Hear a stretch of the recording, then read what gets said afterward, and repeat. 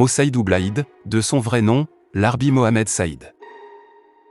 Il est né le 19 février 1923, au village, Amalou, commune, Bounou, dans l'ex-commune mixte de Dra El Mizan, Arch, Aït-Smaïl.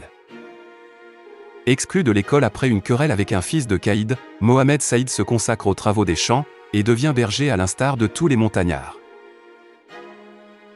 À l'âge de 15 ans, il rompt avec ce train de vie et chute à Alger où il travaillera comme garçon de café, à El Arach. C'est dans cette localité qu'il rencontra et fit la connaissance du célèbre chanteur, Daman El Arachi. Au mois de juin de l'année 1946, il quitte sa famille et embarque pour la France à bord de Sidi Aïssa, un bateau qui mit 3 jours de traversée. Et c'est à Issy-les-Moulineaux, département 92, où son frère aîné gérait un café, qu'il entra de plein pied dans le monde de la chanson.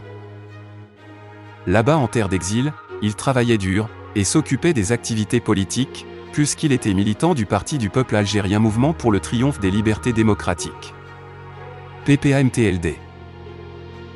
Alors qu'il vivait à Issy-les-Moulineaux, il tomba amoureux d'une Française avec qui il fonda une famille. De cette union sont nés 5 enfants, Amar, 1954, Malika, 1955, Ourdia, 1956, Noura, 1957, et Jamal, 1959.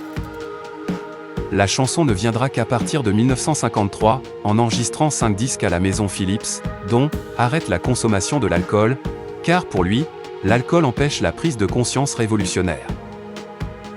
Ce fut à ce titre, le premier chanteur algérien à être édité dans la prestigieuse maison Philips. Il enregistra ensuite chez Pathé Marconi.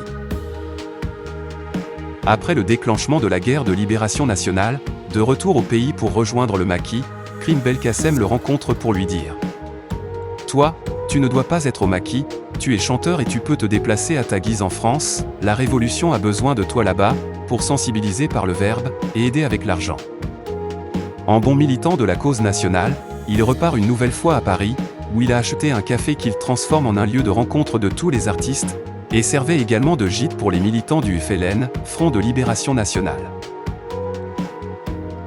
Il eut des démêlés aussi bien avec les militants du mouvement national algérien, MNA, qu'avec la police française, qu'il arrêta en 1958, alors qu'il était avec son fils Amar, 4 ans, en train de faire des achats au Monoprix de Boulogne-Billancourt.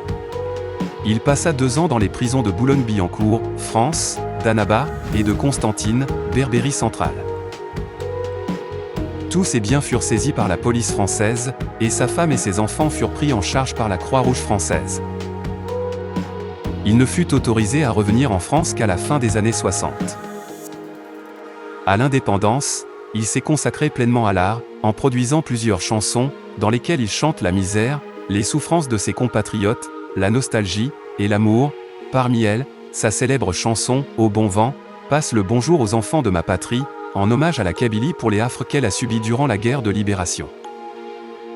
Déçu, il quitta la Kabylie, et séjourna en France jusqu'en 1980. Ces dernières années de sa vie dans son pays, il les passa dans des conditions difficiles.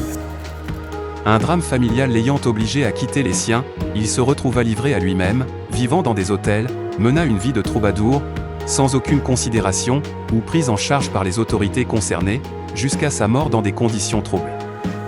Son corps a été découvert le 3 mars 2000 au lieu-dit Sidi Korish, à proximité de la ville côtière d'Azéfoun. Selon les témoignages de nombreux citoyens, rapportés par des quotidiens algériens, notamment Liberté du lundi 6 mars 2000, Mosaïd Oublaïd a été assassiné. Son corps n'a été retrouvé, accidentellement, que 4 jours plus tard, à moitié enseveli, au bord de la mer. Il sera inhumé, après une enquête et formalités nécessaires, le dimanche 5 mars, dans son village natal.